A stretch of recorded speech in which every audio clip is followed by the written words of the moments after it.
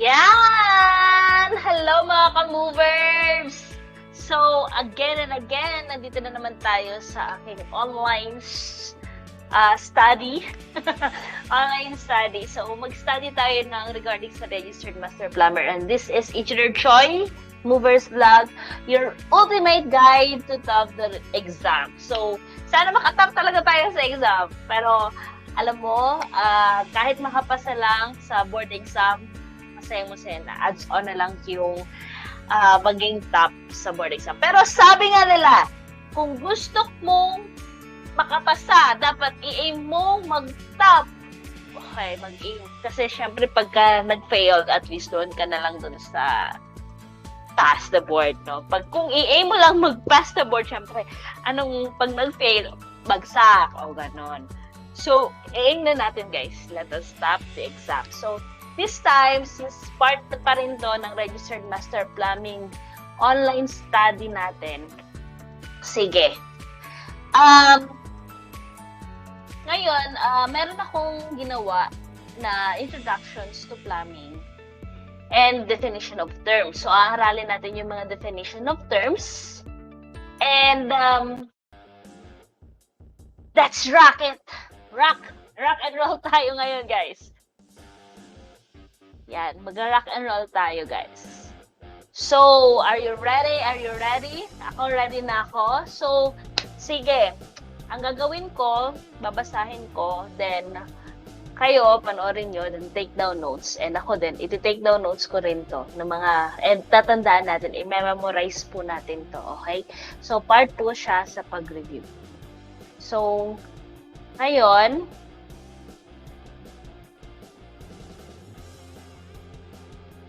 tada! This is Introduction to Plumbing and Definition of Terms. Are you ready? Yes, I believe you're ready. So, let us start. Let's start our study in Master Plumbing. Okay. So, I believe nakikita nyo na. Yes, nakikita nyo na. So, ayusin ko lang. I think ito na lang. Ito. Yan, para kitang-kita natin. Okay. So, introduction to plumbing. Yeah, by yours truly. Kinumpile ko po siya. So, kung gusto nyo makakuha ng copy nito, tapusin nyo tong video na to. At makikita nyo, malalaman nyo kung paano. Okay, so next. Okay, so plumbing, this is the art and technique of installing pipes, fixtures. So mag-highlighter tayo ha. Plumbing is the art and technique of installing pipes, fixtures, and other apparatuses in buildings for bringing in the supply of liquid substances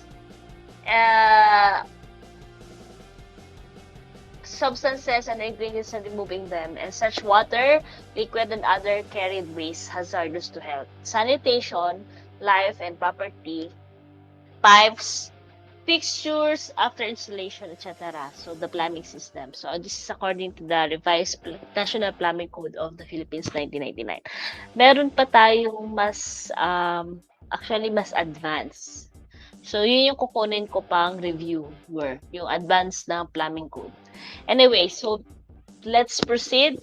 So, sa plumbing system includes potable water supply and distribution pipes, all plumbing fixtures and traps, all sanitary and storm drainage system, vent pipes, roof drains, leaders, and downspouts, and all building drains and sewers, including their respective joints and connections, devices, receptacles, and appurtenances within the property, water lines in the premises, potable tap and chilled water piping, potable water treating or using equipment, fuel gas piping, water heaters, and vents for the same. Okay. Yes, this is according to Section 217.12 and PC 1999. So, the system constitutes the following. So, tandaan natin, The system constitutes the following plumbing system. This is the water supply and water distribution system, plumbing fixtures, the drainage system. So, ulitin natin, water supply and water distribution system, plumbing fixtures, drainage system. So, pag water supply and water distribution system, it carries water from the water source. So, street main or a pump to the building and the various points in the building at which water is used. Plumbing fixtures. The receptacles that receive the supplied water and allow the occupants of the building to use the water. Okay, so drainage system, it's the piping network within the building which conveys from the plumbing fixtures all waste and fecal matter, sanitary drainage, as well as rainwater, storm drainage to a point of a disposal or a treatment facility. So, based dito sa tatlong constituents ng plumbing system, yung water supply and water distribution, ito yung parang from the main source going to the different buildings, and parang that's why water supply and water distribution. So, that's why carry water from the water source. Yun yung tatandaan natin. Tapos, ang plumbing fixtures, na anything na that will provide water and allow the occupants to use the water. So, ito yung mga gripo siguro. Yeah, gripo, mga pipes. Okay?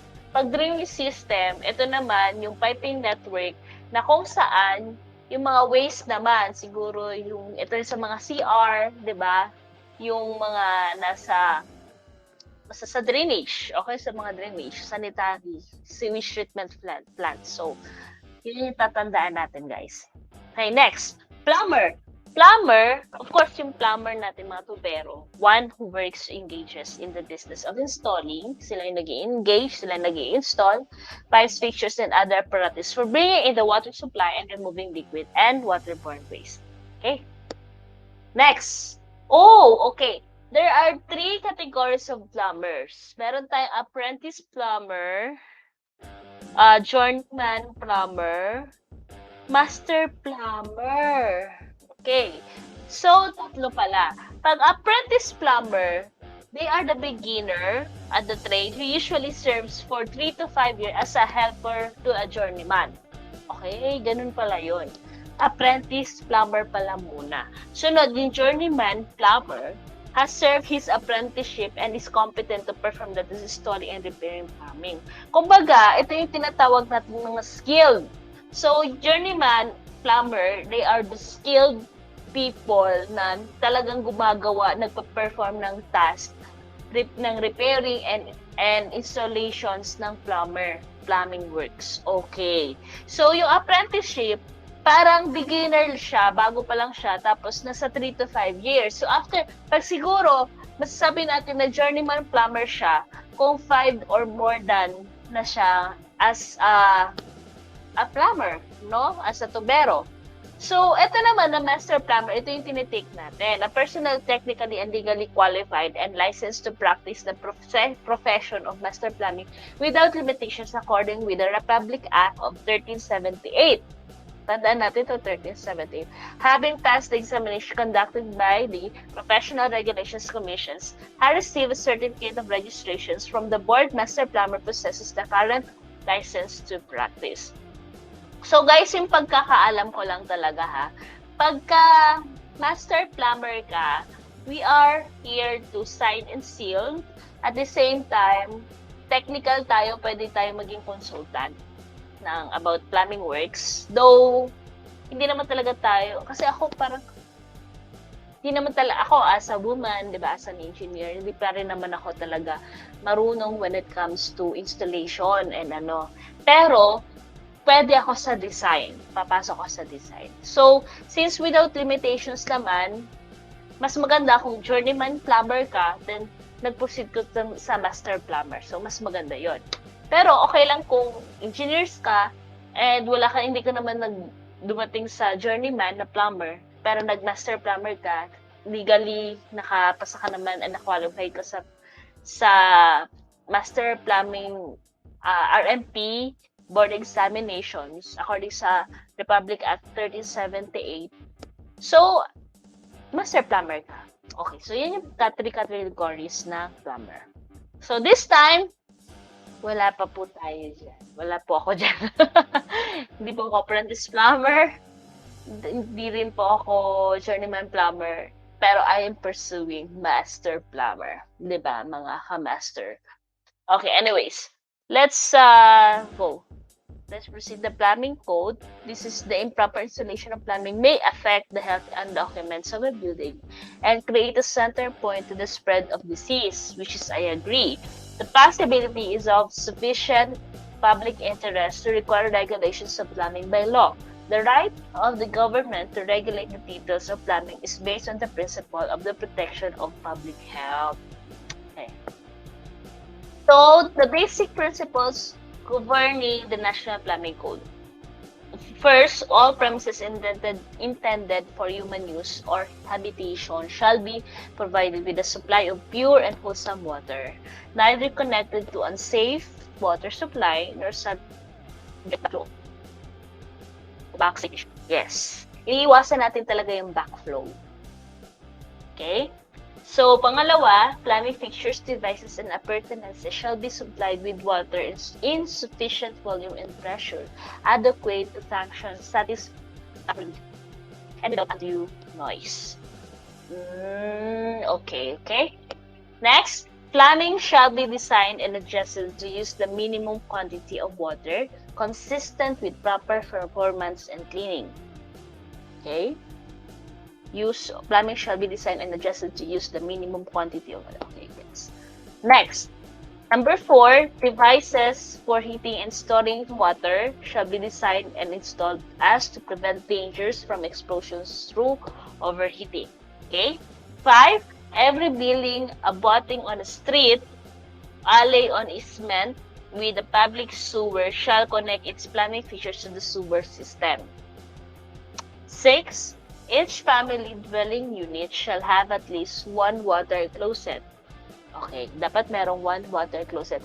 One kitchen type sink, a lavatory, and a bathtub or shower to meet the basic requirements of sanitation and personal hygiene.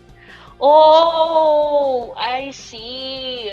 So at least meron daw isang water closet, one kitchen type sink, lavatory, and a bathtub or shower.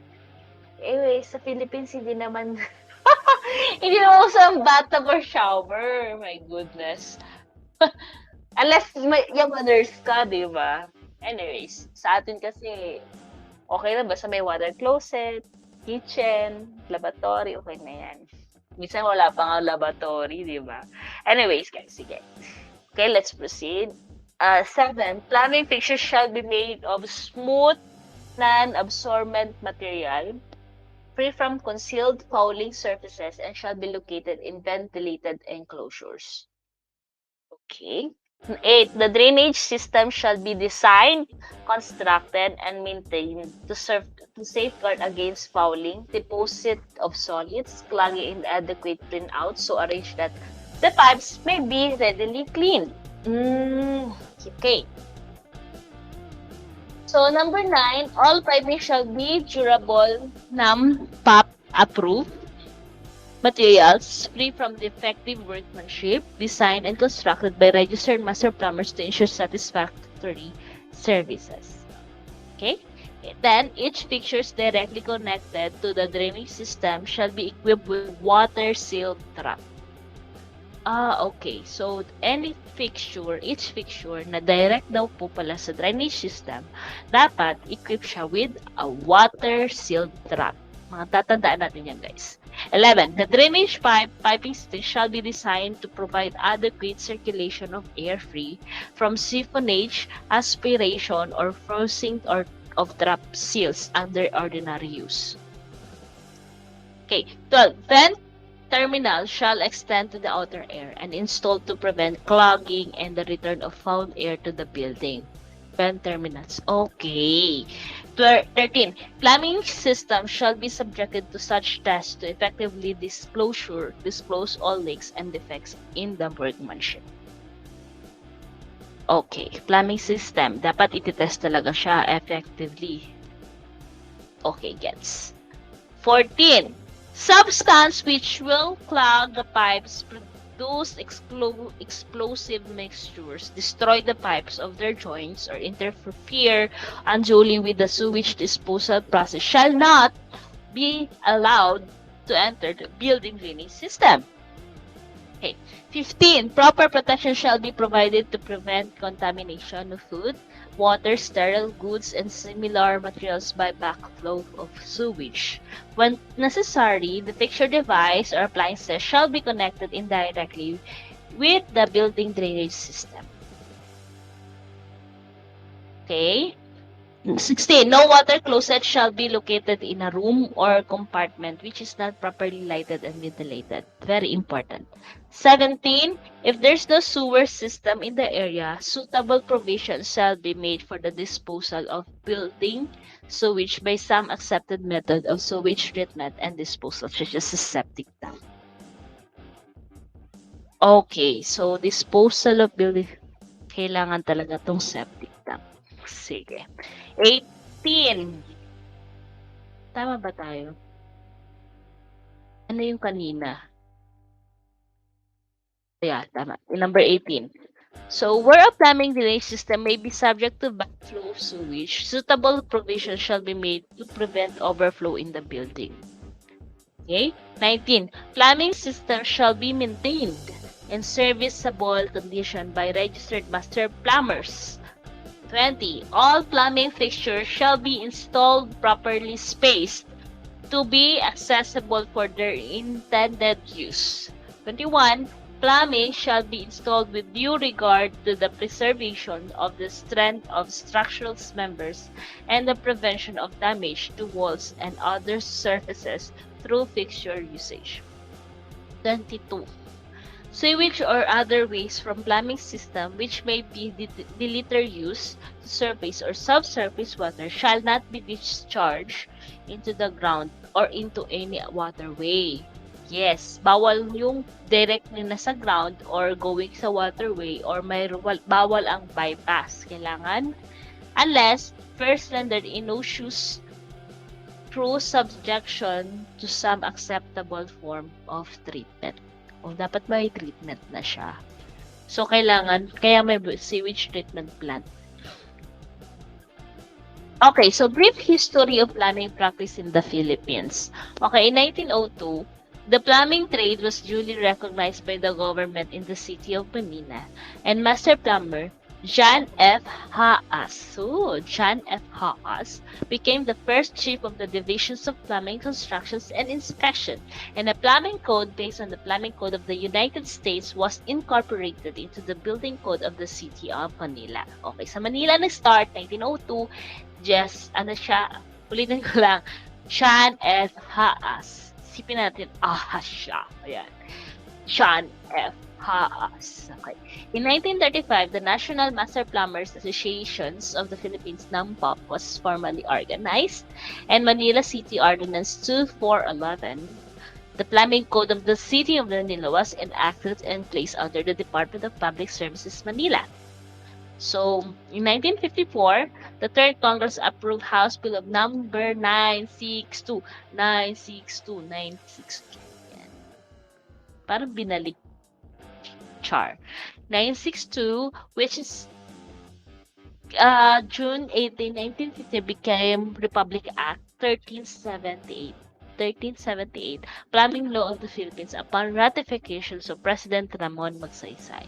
So, part siya ng ni Ramon Magsaysay 1954 and Third Congress approved House Bill. So, yan, tinatandaan ko siya guys na Republic Act Republic Act 1378. Plumbing Law of the Philippines 1378. On January 28, 1959, the National Plumbing Code of the Philippines, prepared by NAMPOP, was promulgated and approved by Malacanang. Number 6541, otherwise known as the Building Code of the Philippines, was passed with the National Plumbing Code of 1959 as referral code in full text. And the Professional Regulation Commission's PRC adopted the revised Plumbing Code of 1999, which President Joseph Estrada approved December 21, 1999, pursuant to the the Section 4 of RA 1378 known as the Plumbing Law. Okay. Republic Act, ano siya? Republic Act 1378. Okay. Ganon. So, Code of Ethics, the topic deals with the basic knowledge of general guidelines, all character, rules, and regulations as covenant in the plumbing practice. This includes moral obligation and relationship with clients and benefactors.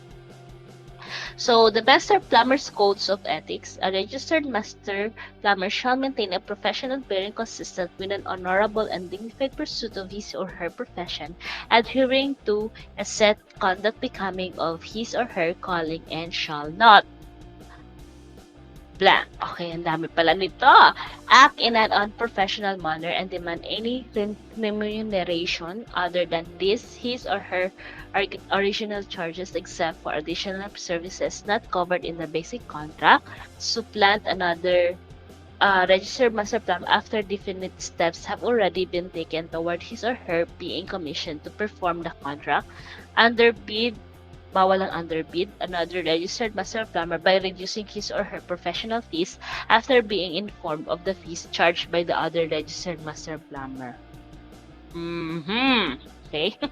Take the advantage of a salaried government position to compete unfairly with a practicing registered master plumber. So, very important talaga dito, guys, yung maging honest, bawal yung ano, 'di ba?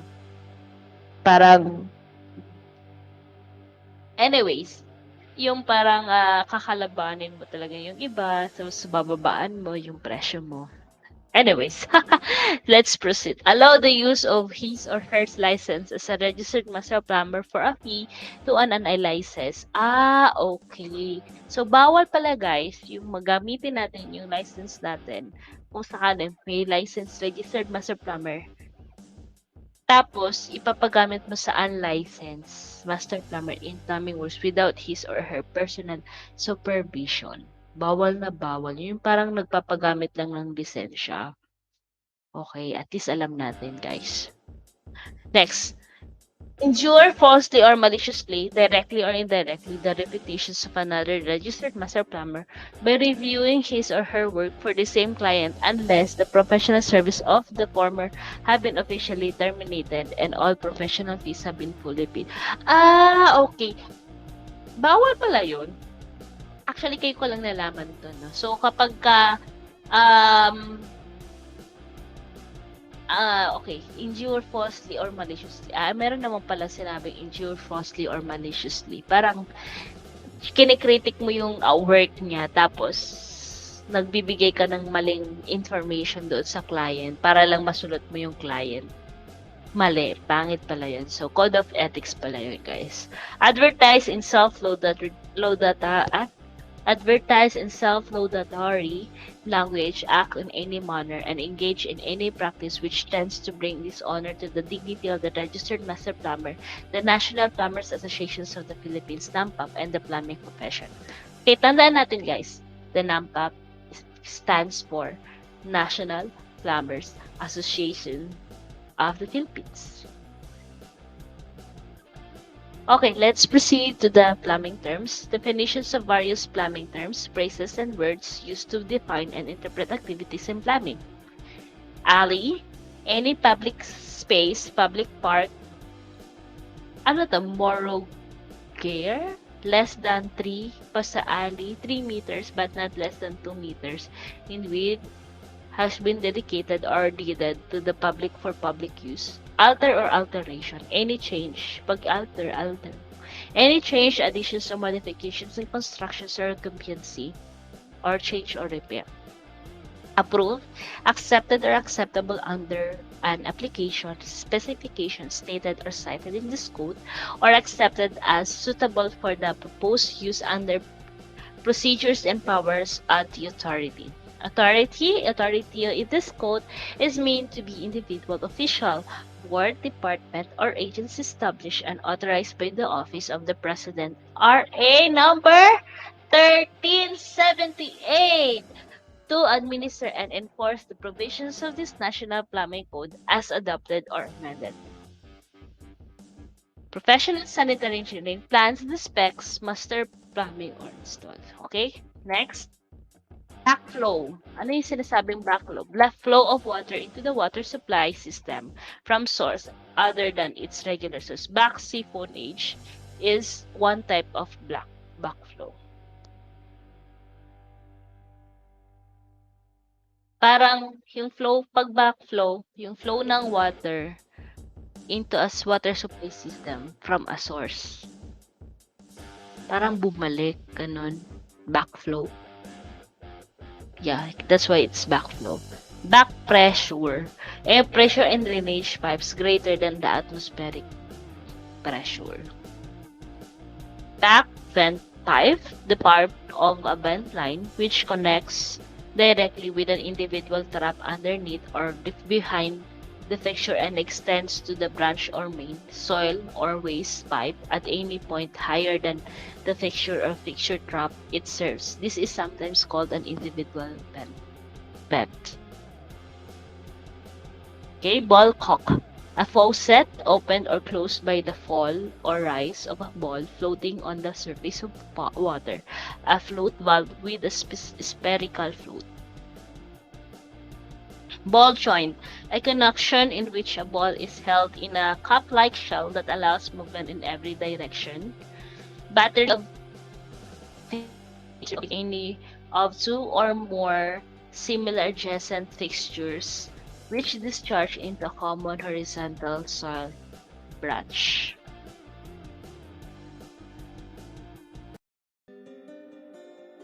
Okay, change tayo ng music para yan. So, bell or hub, that portion of a pipe which for a short distance is sufficiently enlarged to receive the end of another pipe of the same diameter for purpose of making a joint.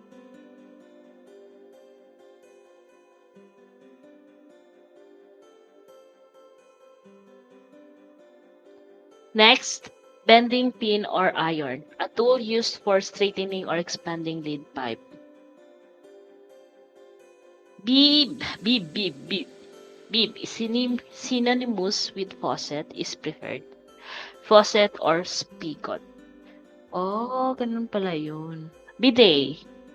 Pinaka gusto natin to eh. A plumbing fixture used for washing the middle part of the body. Ito yung nasisikat sa TikTok or sa Reels. Especially the genitals. Also, a seat spot used to wash posterior parts of the body. Blank flange. A flange that is not real. Flange that is not real, that is blank flange. Blind flange, a flange that closes the end of pipe. A flange that closes the end of a pipe. Oh. There is no opening for the passage of water, used for black iron pipes. Blow off, a controlled outlet on a pipeline used to discharge water or detritus. And branch, a branch is any part of the piping system other than the main riser or stock. MWSS, installation of National Local Water Works, DPWH for installation and excavation. Okay? Branch interval, a length of soil or waste, stock, or spanning in general to a story height, but in no case less than 8 feet. 8 feet, within which the horizontal branches from one floor or story of a building are connected to the stock. Branch vent, a vent pipe connecting from a branch of the drainage system to a vent stock. Building, any structure built, erected, and framed of components, structural parts designed for the housing, shelter, enclosure, or support of persons, animals, or property of any kind. Building subdrain, that portion of a drainage system which cannot drain by gravity into the building sewer. Any piping system which needed to be elevated from basement to the NGL. Okay?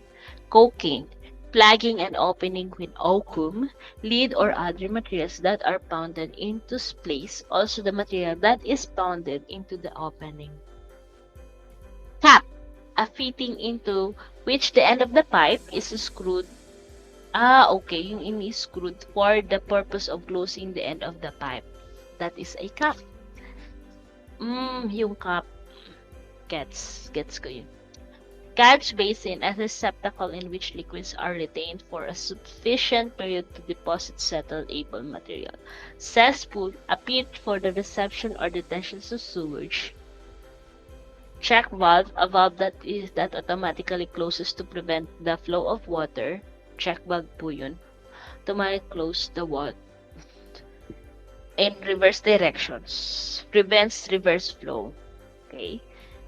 So, circuit vent, a group vent extending from in front in the last fixture connections on a horizontal branch, the vent stack. Common vent, pares ng unit vent and dual vent. Conductor, leader or downspout, a vertical pipe to convey rainwater, downspout. Continuous vent, a vertical vent that is continuation of the drain to which the vent connects. Corporation's cock, a stop valve placed in a service pipe close to its connections with the water main. Court, an open, unoccupied space bounded on two or more sides by the walls of the buildings. An inner court is a court entirely within the exterior walls of a building. All other courts are outer courts. Cross connection, any physical connections or arrangement of pipes between two otherwise separate building. Pag separate building, water supply pipes or a system through which or by means of which water supply may flow from one system to the other. The directions of a flow depending on the pressure differential between the two systems. Dead end, the extended portion of a pipe that is closed at one end to which no connections are made on the extended portion, thus permitting the stagnation of water or air therein. Water hammer arrestor or air gap of air chamber. Development length, the length along the center line of the pipe and the fittings. Diameter. Diameter of a pipe or tube shall mean the nominal internal diameter of such pipe, except brass and copper tubing, wherein the term shall be the outside diameter of tubing. Double bend fitting, a pipe fitting shaped like the letter S. Double offset, two offsets in succession or in series in the same line. Downspout, kanina nabasa ko na to, rainwater conductor going down. Conductor or downspout, pagpapares lang yun. Drain, a sewer or other pipe or conduit used for conveying groundwater, surface water, storm water, or sewage. Drainage system, the drainage pipes of a plumbing system take the water from the plumbing fixtures and deliver it to the sewer or some other outlet. The drainage pipe must be gas-light and watertight. Light. The passage of air, odors, or vitamins from the sewer into the building must be prevented. Dry vent, a vent that does not carry water or waterborne waste. Okay, next. Existing work. The term existing work shall apply to those portions of plumbing system which have been installed and improved prior to the contemplated additions, collections, or corrections.